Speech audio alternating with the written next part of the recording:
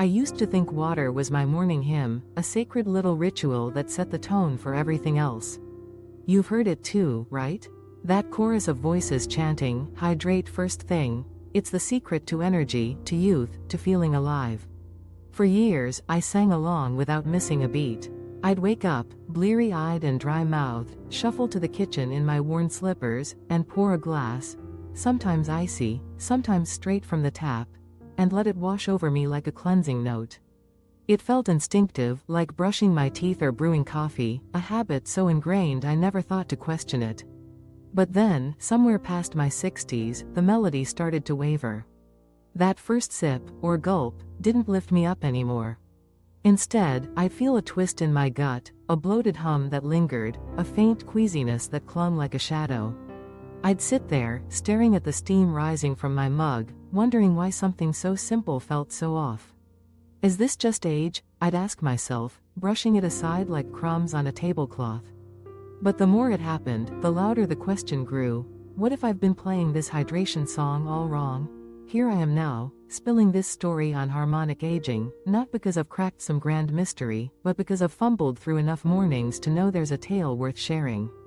It's not just about me, it's woven from the threads of my own missteps, the lives I've brushed against, and maybe even those quiet moments you've felt too, when your body whispers something's not quite right. This is about the 5 mistakes I didn't even know I was making with my morning water, and how unraveling them tuned my days to a rhythm I'd almost forgotten. It's a long journey, but stick with me. By the end, you might hear your own mornings humming a new tune. Let's rewind to where it all started for me. That icy glass of water I'd reach for like a lifeline. Picture me in my 30s, back when my hair still held more black than gray, bounding into the kitchen after a brisk walk around the block.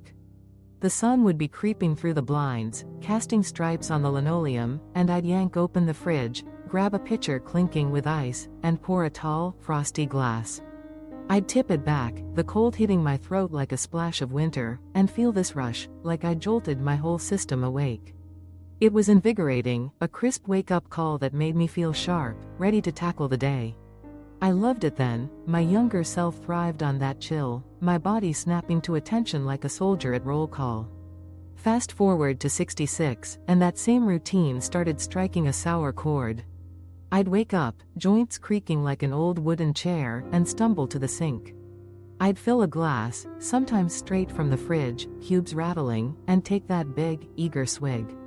But instead of that old spark, I'd feel a shiver ripple down my spine, a cramp knotting my stomach, a dull throb creeping into my temples. I'd sit at the table, rubbing my cold hands together, wondering why my mornings felt more like a stumble than a stride. It wasn't until I sat down with my friend Lan, 68, that the fog began to clear. Lan's the kind of woman who sees through nonsense. She's got this sharp gaze that cuts right to the truth, paired with a laugh that warms a room.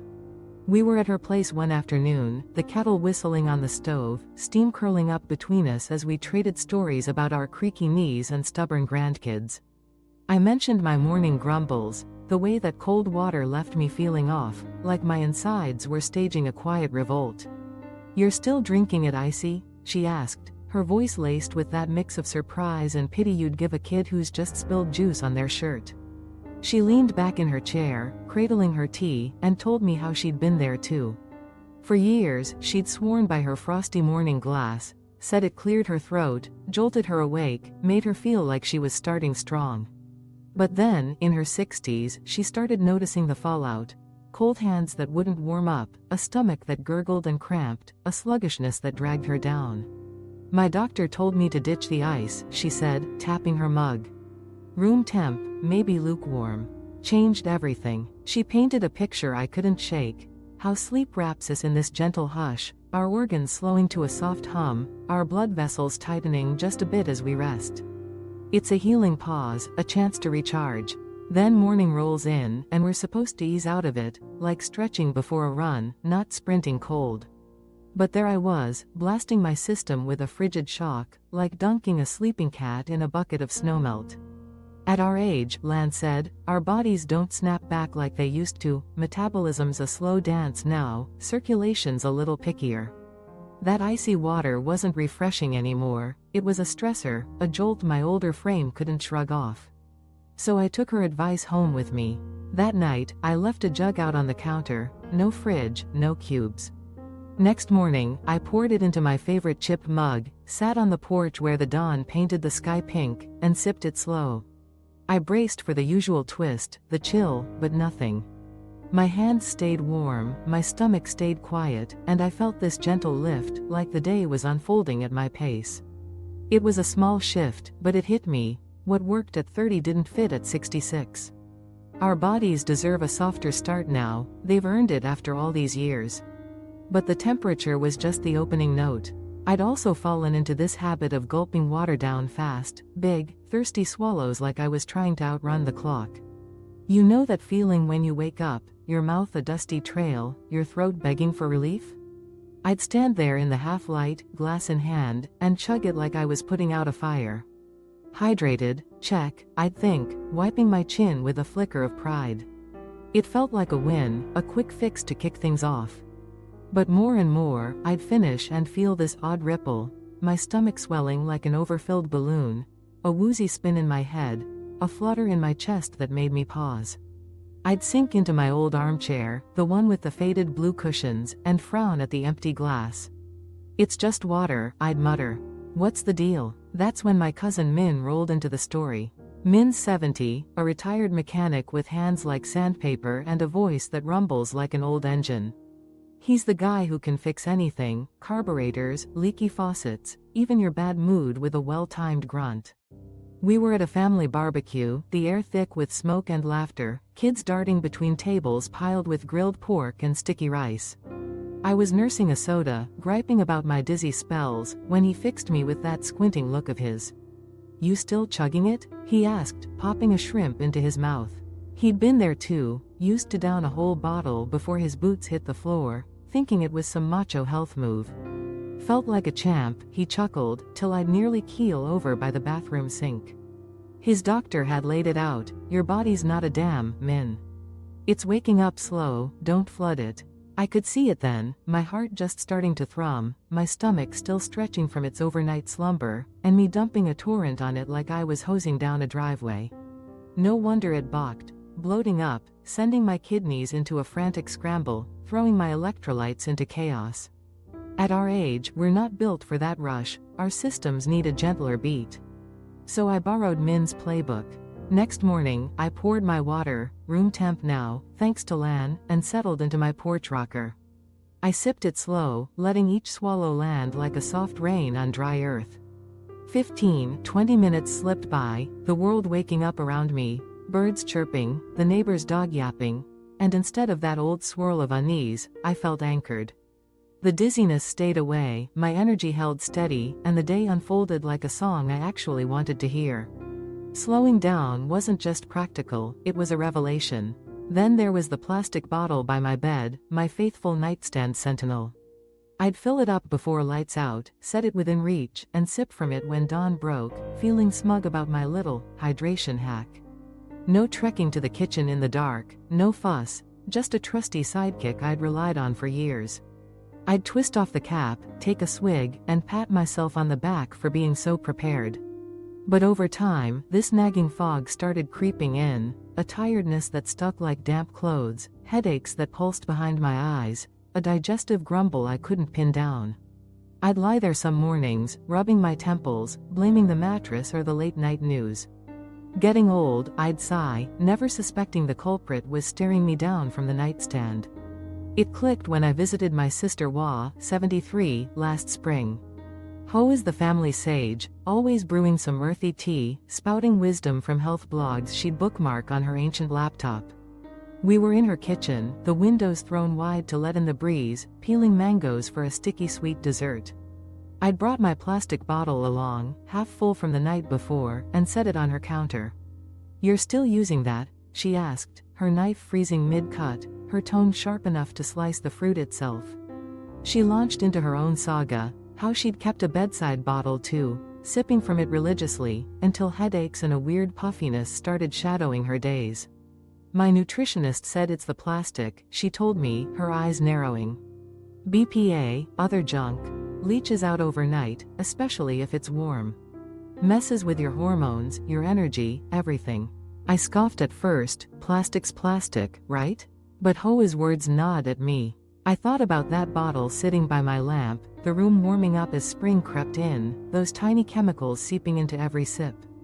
At our age, our bodies are pickier, hormones already wobbling, livers and kidneys working overtime. Why pile on more? So I dug out a glass pitcher from the back of my cupboard, the one with the chipped spout my mom used to love, and filled it with tap water. Next morning, I poured from that. No plastic, no overnight brew. A week later, the fog started thinning. My headaches softened, my stomach quit its muttering, and I felt a clarity I hadn't tasted in months. Wah was right. Those sneaky intruders had been souring my tune, and I'd been too cozy with habit to notice. Medications added their own layer to this symphony. I've been on a thyroid pill since my 50s, pop it first thing, chase it with water, wait a bit, then eat. Clockwork, right? Doctor's orders. But some mornings, I'd feel this queasy ripple, like my stomach was staging a sit-down strike, or a bloated ache that made me wince mid-sip. I'd grit my teeth, blaming the meds, the years, anything but the water itself. Then I ran into Aunt Na, 79, at a cousin's wedding, her silver hair gleaming under the tent lights, her laugh cutting through the hum of chatter. We were picking at plates of steamed fish and rice, swapping tales of our morning quirks, when I spilled my nausea woes. "You drowning it?" she asked, mimicking a big gulp with her teacup, her eyes twinkling with mischief. She'd been there, used to wash her blood pressure pills down with a full glass, either on an empty stomach or right after a heavy breakfast, thinking more water was always better. "Felt like I'd swallowed a rock," she said, shaking her head. Her doctor had set her straight. Too much too fast irritated her stomach, messed with how the meds settled, especially on empty. Too much after food? Threw off the timing her pills needed to work. "Sip it," she told me, just enough to get it down, then wait. I tried it next day, small sips, a pause before my toast, and the queasiness slipped away. My stomach stopped its tantrum, my energy leveled out, and I felt like I'd dodged a fight I didn't need.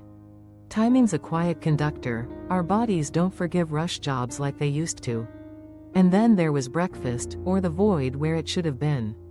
I'd fallen into this trendy trap, skipping it for water alone, lured by the buzz of fasting and clean starts I'd see online.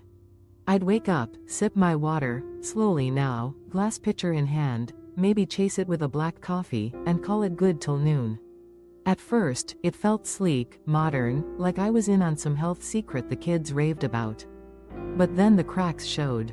By 10 a.m., my hands would tremble like leaves in a breeze, my brain fumble over simple chores, my mood dip into a gray funk. I'd slump at the table, staring at my empty mug, blaming the weather, the news, anything but my bare plate. That shifted when I bumped into my old neighbor Twee, 67, at the market, her basket overflowing with spinach and oranges. She'd overheard me muttering about my mid-morning crashes as I weighed a bunch of bananas, and she tilted her head, her scarf fluttering in the wind. "You eating, or just drowning yourself in water?" she asked, her voice warm but pointed. She'd tried the water-only mornings too, picked it up from some glossy article, thought it'd keep her spry and lean. "Worked for a week," she said, till I started snapping at my husband over nothing. Her daughter had nudged her to see a doctor, who'd laid it out plain. "You fasted all night, water's not food. Feed your brain, your muscles." Twee went back to basics, oatmeal with honey, a handful of nuts, and the fog lifted, her energy steadied. I took her lead home. Next morning, I paired my water with a boiled egg, a slice of rye toast, a few berries from the fridge.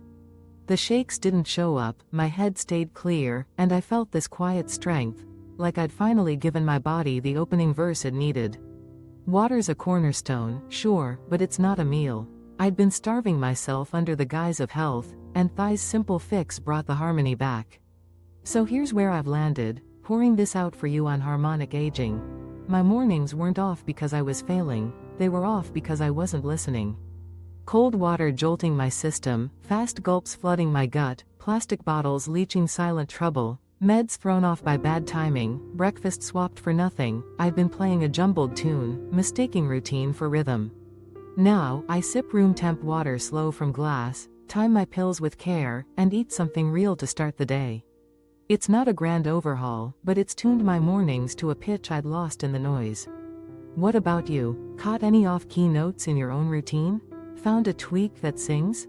Drop it in the comments. I read every one, and your stories keep this melody alive.